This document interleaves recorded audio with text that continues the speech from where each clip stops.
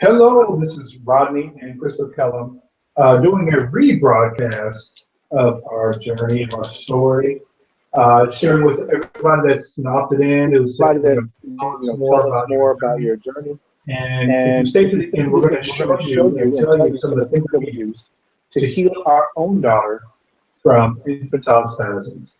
And I'll And let also, my my wife wife introduce introduced herself real herself. quick. Hi, I'm Crystal Kellum. I am a registered nurse for 4 years, 4.5 years, going on 5, and I am excited to share a story with you today. And And we we really really are. are. We We truly truly are are thankful thankful that that you're you're allowing allowing us us to to sow sow into into you. you, letting us tell you our story, our victory, our miracles, because it means a lot to us that knowing what we know now, that other people can be healed by what we know. So, So let's begin from the beginning. It's been about 11 months, and my daughter was 7 months old when something happened. She started having these drops. And my wife explains it a little bit better than I, so I'll turn this part back over to her.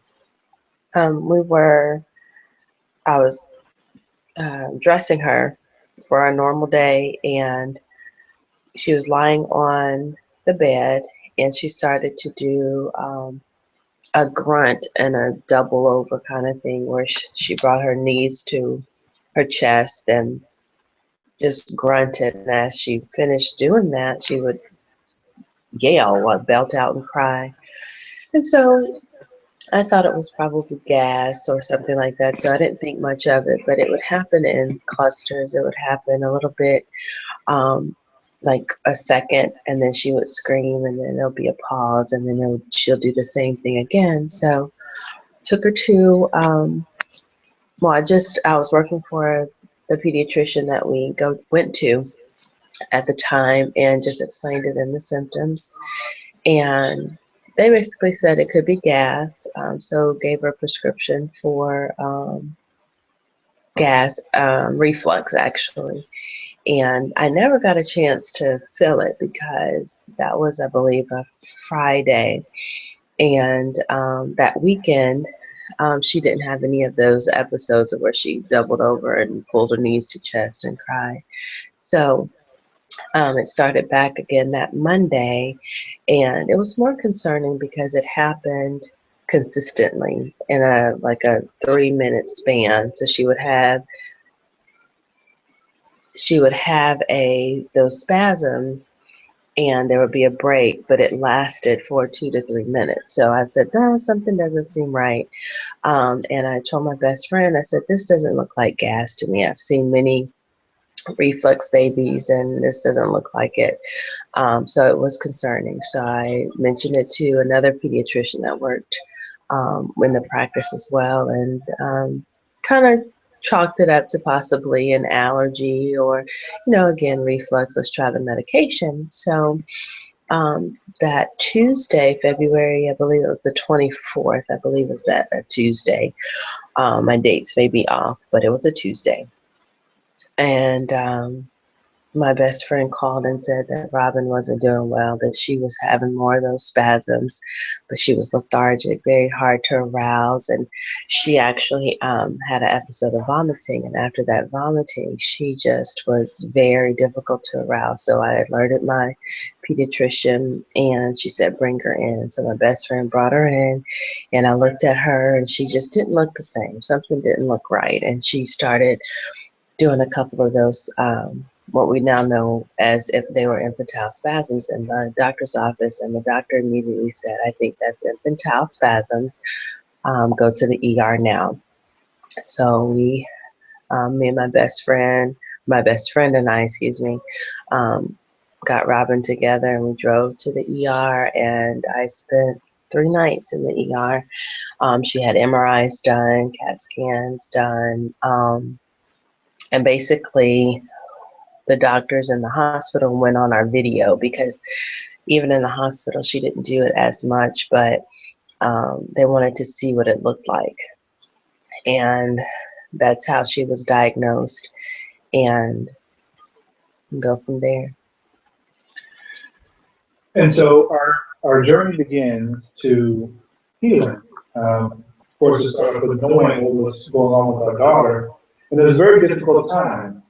And the purpose of us sharing this journey with you is to let you know that there are solutions out there.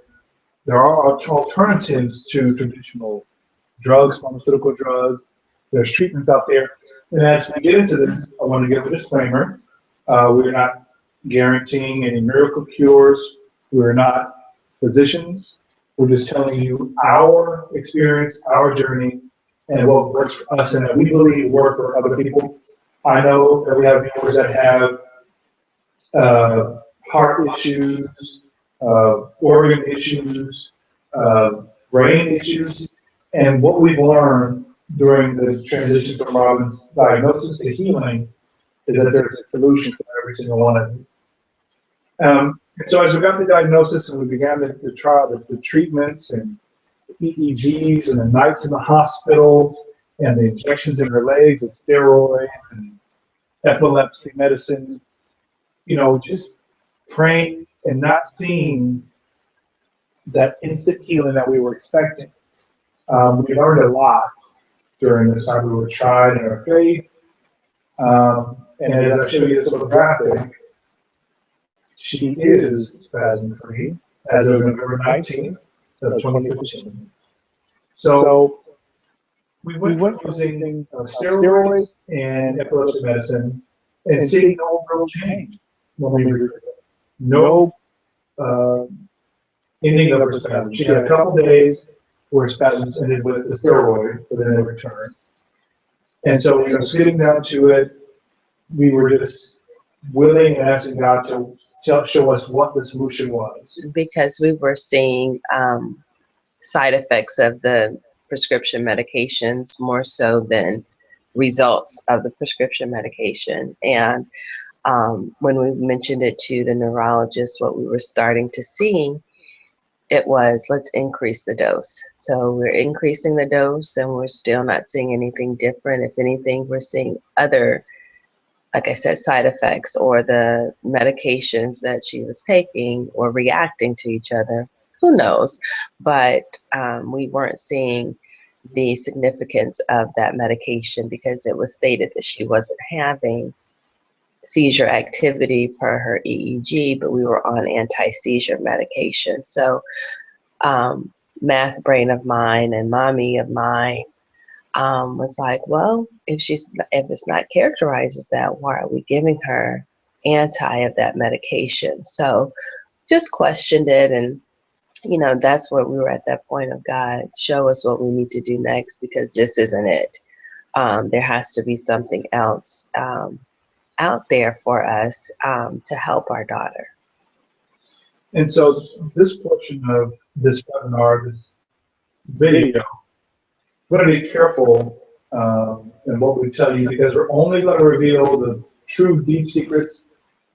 If you're in Georgia and if you are interested in really getting healed, we'll let you know. You have to contact me directly at fatherpreneurship@gmail.com. But our church was praying for our daughter, and a lady happened to be there, and just told us it's somebody who practices natural ways of healing. And we took her advice. We visited this person. We did everything she said. We essentially got off a lot of unhealthy foods like pork, and we really don't eat shellfish anyway, but we started eating more alkaline foods, electric foods, and listening to her instructions, doing exactly what she told us to do. We took, well, how long did we get off? We started weaning her off of her prescription medication. She was totally weaned off of prescription medication by the end of July. So from the end of July until November 19th, we were on the herbal medications, I guess you could say, holistic medications. So from the end of July until November 19th. So what is that? 3.5 months, 4 months, and she's healed. And so we did this, plenty of tears, you know, risking looking crazy, risking, you know, raising eyebrows of our traditional doctors. Just really focus on getting our daughter healed. You know, I decided to work from home and be at home with my daughter to take care of her during the day, everything she needed. And doing these things, and now knowing that there's other parents of children like her that have to wait for 10 to 12 years to get any kind of progress, it really breaks our heart. It really pricks our heart to say, hey, people, there is solutions out there. You know, the alkaline diet is one of the most important things that contribute to their healing, in my opinion. A few other things in there as well, but it's giving my daughter that. And You know? and that's a good thing with the alkaline diet. Many people, and even myself, going through nursing school, um, that's something that we're not really taught, that what we ingest is directly, you know, to our brain. So what we put in our body and our gut, you know, goes straight to the brain. The brain and the gut are just one straight tube. And so we have to be careful of the things that we put in our mouths. Yes, the pork bacon tastes good. Yes, barbecue tastes good, which is one of my favorite foods. But I had to stop eating it because I was nursing her. So, and still in nursing her. So I have to still watch what I eat, even though I was making her baby food. Or in the beginning, she was on the pouches, the organic pouches. She's an organic baby. She's always been organic.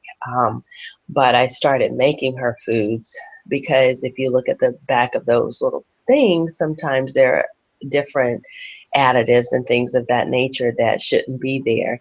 So we knew that making her food from scratch would be the ideal way to make sure and to ensure that she was getting the diet that she needed without any extra chemicals and things like that. So it was imperative that I even changed my diet. So no more pork for Crystal. Like Rodney said, we didn't really eat much shellfish, but I was a catfish lover too. So that was something I had to get rid of as well, because it was producing things that were unhealthy in our bodies, and I was giving it to her. And so just to make it simple and bring it home to you all, the main reason why you shouldn't eat pork and shellfish and things like that is parasites. They take a heavy toll on your body. Traditional doctors won't be able to test for that because they don't have a test for the larvae stage of parasites. But if you've been eating these foods most of your life, you more than likely, don't get too scared, have them inside your body. And we know my daughter had them because she passed them out of her body, and every time she did, it was like her brain would go and wake up. And so we just know this from experience. And so as my daughter, you know, began her healing process and the spasms began to diminish, we saw more development, physical and mental development. We just started to educate ourselves more.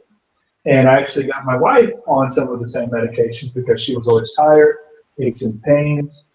And she's now also on the same kind of medication my daughter is and was.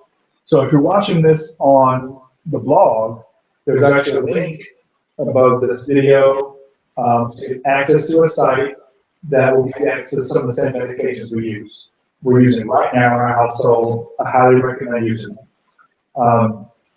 I highly recommend, of course, giving up pork and shellfish, but research the alkaline diet. When your body is alkaline, bacteria and viruses can't do it. That's just a really simple way to put it. Nor diseases. Say it again. Nor diseases. So bacteria, viruses, diseases, anything that basically is not of God will not live in an alkaline body, or can't sustain or can't produce those foreign things in our bodies. So most of the foods and things that we ingest cause our body to live in an acidic state. And when our body is acidic on the inside, that's where it, can house those diseases, those viruses, and they manifest. So the goal is, like I said, from the brain to the belly, we want to get the belly right. So the alkaline diet allows for that. And when your body is in an alkalytic state, it's healthy. And one thing to throw out there before Rodney continues is it's a process. We're not saying throw everything away all at one time and do this. It's piece by piece. Start one little thing. Say, okay, I'm not going to eat pork, and replace it with garbanzo beans or something like that. Research your water, spring water, if you can't get the alkaline water. So those kind of things are just those simple changes that can help start your process. And it actually was a process for us, one step at a time.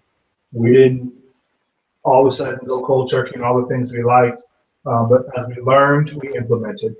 And as of right now, I'm on day 4 of my own alkaline diet because I want to be here for my family, and I want to show other people how to do the same to their loved ones.